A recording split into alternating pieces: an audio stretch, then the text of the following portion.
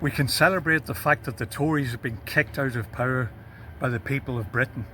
We can celebrate the fact that after 14 years of brutal austerity, cuts to services, attacks on jobs, reduction of wages for workers by nearly £11,000 compared to 2007 in real terms, that the Tories have been dumped. But this is an historic rejection.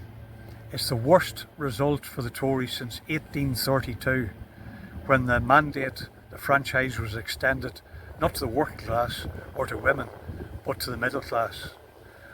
But the victory for Labour really amounts to the Tories being kicked out and losing the election, not particularly Labour winning it. Labour have been put in because people wanted rid of the Tories, and they seized the most available weapon to do so, no matter how filthy that weapon might be. In some parts of the country, it was the Lib Dems who were the benefactor of that process of getting the Tories out, increasing their share of MPs vastly, even though their share of vote only went up by less than 1%. In the case of most of the country, including parts that have never any tradition of Labour, Starmer's Labour Party were the ones that gained the anti-Tory vote. However, that is a very unstable coalition, a very feeble, unpopular government that's been elected in reality. The turnout was the lowest, second lowest, since 1885. The only occasion that was marginally lower was in 2001, after the first term of Tony Blair's government. And also the share that Labour got of the vote is a reminder that they do not have a vast popular mandate, because they got 3 million less votes for Labour than under Jeremy Corbyn in 2017, and about 600,000 less than Corbyn got in 2019.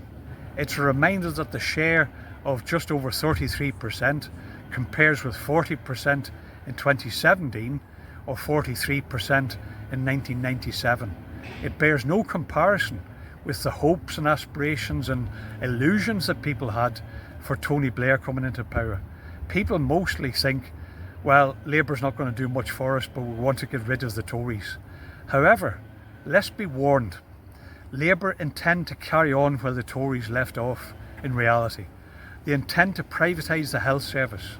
The fact that Al Milburn, Blair's chief enforcer of PFI in our hospitals back in the days of the Blair-Brown government, has been appointed to a position in the Labour government of Starmer, is a warning that that's what they're going to do.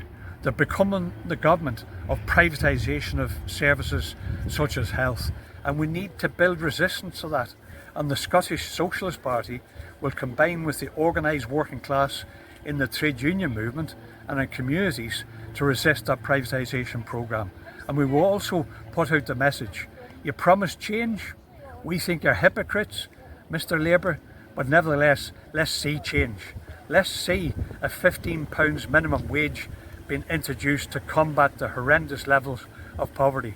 Let's see abolition and repeal of all the anti-union laws, which of course we know Labour had no desire to scrap. But let's organise the pressure on them to carry out some measures in favour of the working class. Let's see some socialist change by building a force for the future that will bring about such a measure of working class interests being protected, because Labour is not going to do it. And I also would say that rather than, cry in our cups, that the prospect of demands for independence in Scotland will increase as people become disappointed in this Starmer government. The demands for real socialist change and for independence will increase as people are disappointed by the false promises of Starmer. So I believe the fact that the SSP doubled our vote in both seats where we stood is a modest encouragement of the fact that there are people out there who want socialist change. So join that struggle, join the SSP, and help to challenge the Labour government that won as a result of people having a hunger, a desire, almost a desperation to get rid of the Tories. Don't let Labour's capitalist government, Labour's new Tory government, get away with it.